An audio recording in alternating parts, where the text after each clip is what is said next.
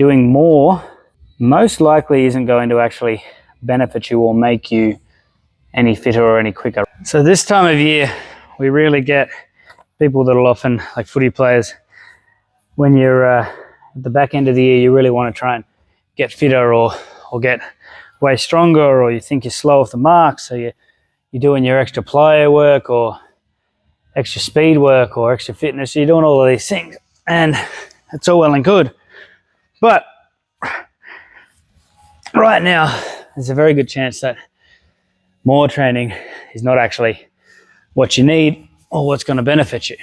This is going to sound really weird coming from an S&C coach, but at this time of the year, as a footy player, more training is probably not what you need or what's going to benefit you.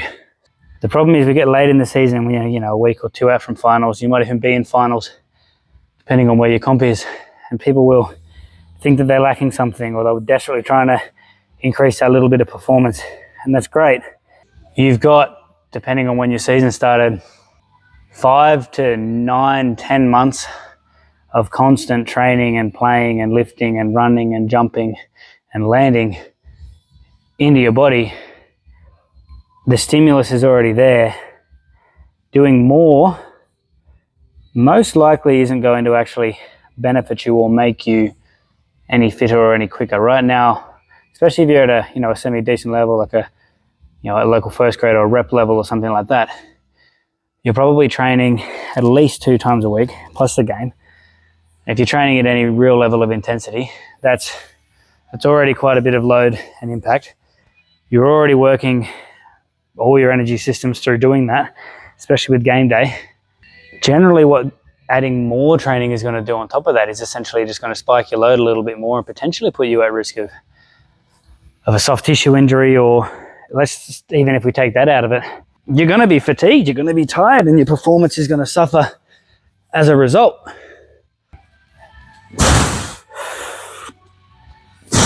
You got to look at the grand scheme of things. Looking at, say, the next month. Most people have maybe a month, 5 weeks to their grand final. Let's say you go and blast yourself with extra fitness, extra con, extra lifting, whatever.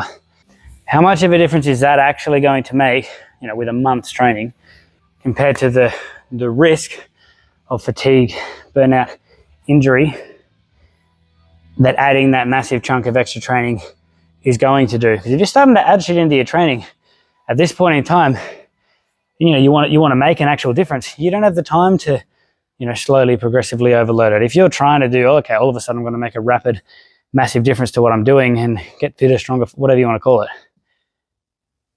you can't do that slowly and progressively at this point because we're 4 or 5 weeks out. So you're going to have to spike it. Increasing load, fresh, new, different things all of a sudden increases injury risk quite substantially. It's one of the big things. So is the additional injury risk that you're going to be taking on from that increased training load, is that going to be worth the relatively minute or small performance benefit that you could potentially get out of it? In most cases, a big majority of cases, I would say no. And we'll see it's circumstance dependent, but that's something that you're going to have to consider. If you're going, okay, I need to get faster, and whatever your thing is, whatever you feel like you want to improve, is drastically increasing your training load and intensities. Is that going to get you, or are you comfortable with the relatively small improvement that you might get? Are you comfortable with balancing that against that injury risk that you're potentially looking at? Now, something that I would recommend instead, at this point of the season, you're better off just making sure you are fresh and well rested for game day. Make sure you've got your fuel right, your hydration right, and your sleep right. One of those 3 things is very rare that footy players, even at the highest level, it's very rare that footy players have all 3 of those dialed in. So look at yourself and go, all right, what am I doing? Am I eating well enough to recover? Am I actually hydrating throughout the day consistently, where I've consistently got a good color in my pee and I'm actually feeling energized and I'm feeling good from it? Are you hydrating well? Are you eating the right foods? And are you getting your 8 hours of sleep? For me, sleep is the most important thing for an athlete. If you're not getting your 8 hours of sleep and then you're throwing extra training on top of it, it's a recipe for disaster, and you're just kidding yourself. Get yourself more sleep consistently, and don't go adding extra training on top. And that is going to make you feel fitter, faster, stronger, because in reality, you're going to be. That extra hour or two of sleep, or even more than that, depending on how slack you are with your sleep, that's going to be the biggest performance improvement that you're going to get, especially in the short term. So get your sleep together before you start dicking around with increases in your training load. Because I get the want or the desire to, do something more to improve your performance. And it often feels like we need to do something more as athletes. But taking that step back and realizing, okay, I'm going through enough, like my lifting has gone well for me up to this point in the season, and I'm playing pretty well, but I just want that little bit extra. But if you're someone who's constantly thinking, okay, I need to do more, you probably already have a fair bit going on. Taking that little step back, maybe at this point of the year, so you freshen up for finals and grand final, even drop some volume off your gym.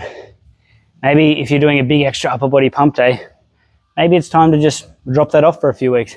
Give yourself that extra rest. You're not going to get weaker in 3 or 4 weeks, especially if you're still lifting once or twice a week.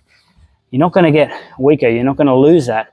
If anything, you're going to have a more well-rested nervous system, more well-rested musculoskeletal system when you come into those game days and those performance situations. So I'm not saying stop training, absolutely not. Keep your stimulus up. But potentially, instead of adding a bit more, if you feel like you need a little bit more strength, power, fitness, speed, agility, whatever it is, explosiveness, if you feel like you need that, instead of adding at this stage, let's try and just pull back on the range just a little bit. Pull back a bit, make sure you're resting and recovering well, and relaxing as well. Stop stressing so much. People worry so much about their footy, and they just overthink and overstress and get themselves wound up. Just relax, do some things you actually enjoy. Go play golf, go for a walk, go for a run. Actually, no, don't go for a run, we're talking about not doing too much. Go for a walk, meditate, do whatever feels good for you that's not going to add too much to your actual training load. Because the most important thing for your performance in a finals game is going to be how physically capable are you of doing what you need to do.